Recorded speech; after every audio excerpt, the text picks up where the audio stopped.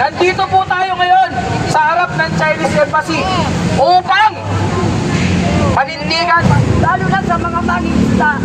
Huwag tayo papayag na papi. Ang teritoryo natin to, tinatangkap ng China. Binubuli ang Pilipinas.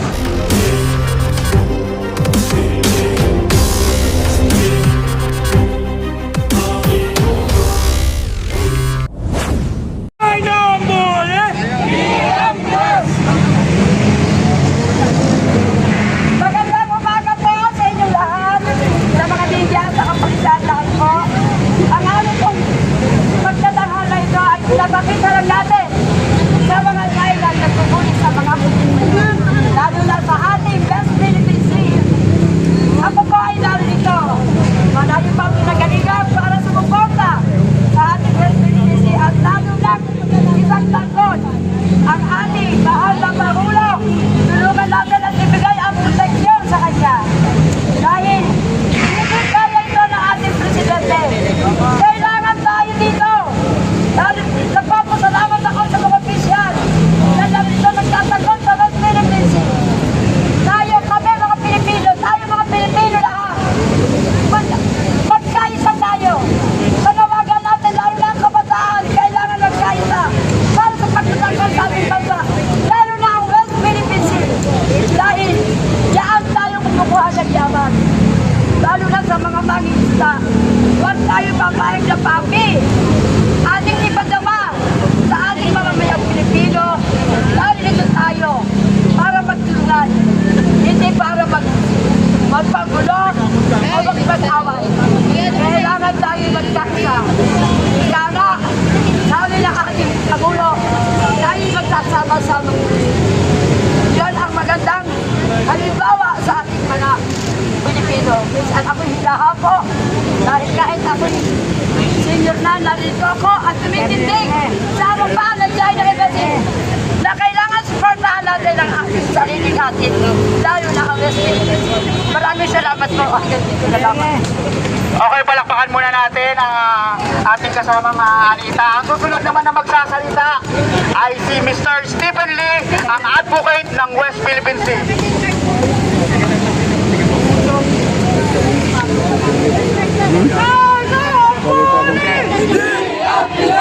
Nag-aalap na araw, mga kababayan! Nandito po tayo ngayon sa harap ng Chinese Embassy upang panindigan para sa West Philippine Sea. Nandito tayo ngayon upang suportahan ang matagal na pinaglalaban ng ating Pangulong Bongbong Marcos Jr. Pilipinos tulad niya, di ka nga, di ba? Maaaring nakita ng China na bastusan sila sa karikature. Yan naman talaga ang pinangihimutok ng kanilang damdamin eh. Pero itong ipapaalala ko sa inyo, higit na nakaka-insulto na kami ay hinaharas nyo sa aming katubigan. Maaaring ang West Philippine Sea, para sa inyo, hindi nyo kinikilala yan. Dahil administrative order lang yan. Pero hindi dyan nakabatay ang karapatan ng mga Pilipino pagdating sa West Philippine Sea. Ito ay pinagtibay na UNCLOS. Ito ay batas na kinikilala ng maraming bansa. Hindi na nang iisa. Pinagkurehan kayong Chinese Big Brother ng mga Asyanong bansa. Pero kayo ay bully. We will not give. We will stand up to bullies like you. Hindi pa natataig ang Pilipinas. Kami po, kailanman, ang mga Pilipino ay hindi nanakop. Kami ay sinubukang sakupin, pero lahat sila sa bandang huli. Hindi nagtagumpay.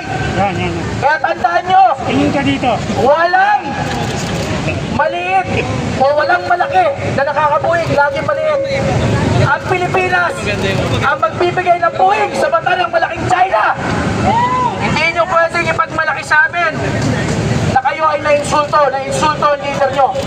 Di hamak na mas mahirap ang pinagdadaanan ng aming mga kababayan mangingisda dahil nakasalalay sa kanilang mangingisda ang kanilang buhay. Sa lahat ng mga Pilipino na nanonood kayo na makakapanood nito, maaaring itatanong nyo, tubig lang yan. Wala akong kapakinabangan dyan. Diyan kayo nagkakamali. Milyong Pilipino ang araw-araw kumakain ng isda. Hindi nyo ba alam na kung ang ating mga mangingisda Pilipino ay malaya, baka mga pamangisda dyan sa West Philippine Sea, magmumura ang isda.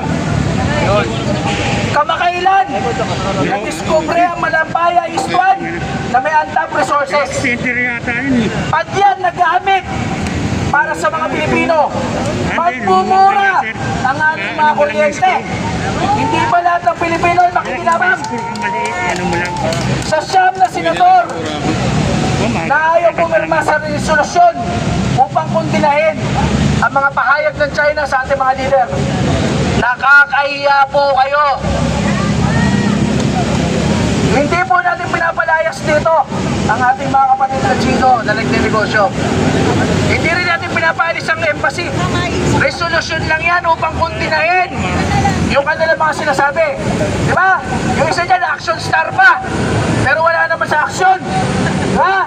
Nasaan ang tapang mo? Ha? I'm calling you out, Mr. Robin Padilla. Ikaw na rin nagsabi. Ginawa lang nila to dahil iniinsulto ang kanilang Pangulo.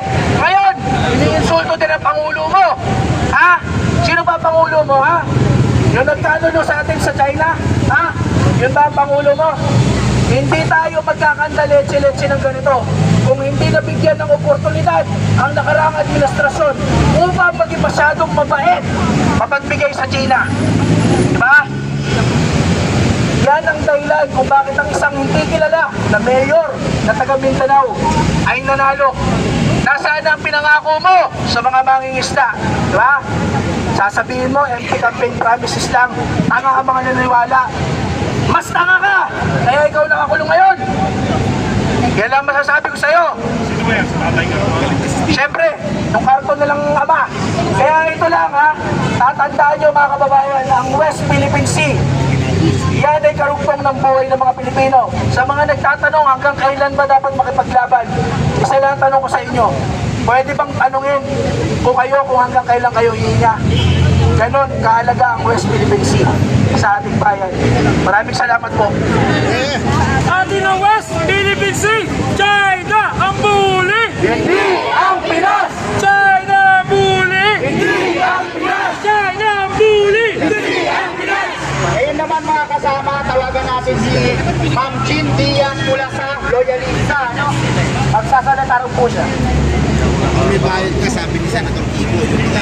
Magandang umaga sa ating lahat. Mga kababayan, nananawagan po kami sa inyo. Suportahan natin ang ating Pangulo sa maganda niyang ginagawa. Itong naglalaban niya ay si ating ito. Ang teritoryo natin ito, pinakanggan ng China. Binubuli ang Pilipinas. Ang kawawa ang mga nangingisda. Gabayan po natin at tulungan natin ang ating Pangulo. Kami po mga loyalista, kung puso po kami sumusuporta sa ating Pangulo sa kanyang pagkakain. Napakaganda ng kanyang ginagawa. Subalit, ang China pilit na sinisira at ang iba pang alagang ng mga China. Ang ating kapwa Pilipino na papaputol at papakanin sa mga China. Mamulat na po tayo mga kababayan. Huwag tayong paggamit sa mga foreigners na to na kumakanggan ng ating ari-arian. Kinakawawa ang ating mangingisda. Suportahan din natin ito. Paglaban natin ang ating karapatan, ang ating ari-arian. Ang West Philippine Sea ay akin ito na dapat natin paglaban. Kaya po natin ang mga ating Pangulo. Kaya napakaganda ang kanyang Iharap dito. sana man lang magulat na po tayo mga kababayan. Napakarami sa atin, may mga senador, hindi ko papangalanan, pero may mga senador na nagpapagamit sa mga China. Pera-pera lang, mga nangangangkag, mga buhaya. Sobra na ginagawa nila. Nagpapagamit sila sa China. Dapat sila itapon sa China, doon na lang sila sa China. Huwag sila rito sa Pilipinas. Hindi sila karapat-dapat maupo sa ating gobyerno. Ang mga nagpapagamit, ang nagpapaalipin sa China, pumunta kayo sa China, kayo mga nakaupo sa ating gobyerno, maawa kayo sa ating bansa. Maawa kayo sa ating kapwa Pilipino sa mga nangihinta na dapat kayo pa nga ang dapat magbigay ng protection sa ating mangihinta. Pero anong ginagawa ninyo? Isa kayo sa mga nagpapagamit sa ating mga China, sa ating China. Sa China na to, na masyado nang pumubuli. Sobra na ang ginagawa. Hindi ko tinalahat ng mga China. Hindi ko tinatapang ang Chinese Filipino. Kundi ang mga China na nagpupunta dito. Kasadyan na makasama. Maraming makasamang China. Sa puso lang. Hindi ko nilalahat. Pero nananawagan ako sa ating gobyerno. Sa mga nakaupo sa ating gobyerno, parang awan nyo na po. Maawa naman kayo sa ating bansa. Napakaganda na ang ginagawa ng ating Pangulo. Hilig niyang inaangat ang ating kabuhayan, ang ating bansa. Ngayon tinitingala na ulit. Pero anong ginagawa ninyo? Kayo mga nagpapagabi sa China. Anong ginagawa niyo? Pilit yung sinisira. Ang ginagawa ng ating Pangulo na napakaganda. Para tayo ang magkakamit nito. Hindi ang bawat isa, bawat Pilipino ay magkakamit at magaganda ng ating bansa. Ang ito ang kauunlad ng ating bansa. Kaya parang away nyo na kayo mga nakaupo sa gobyerno. Nang puro pera-pera lang kayo, mahiya naman kayo. Mahiya kayo sa sarili nyo. Napakayaman nyo na, pero nagpapakayaman pa rin kayo. Napakawalang hiyaan ninyo. Sobra na kayo. Tama na. China! Magkunos pili ka. Kami mga Pilipino, hindi kami pagpupuli sa inyo. Hindi kami susuko sa inyo.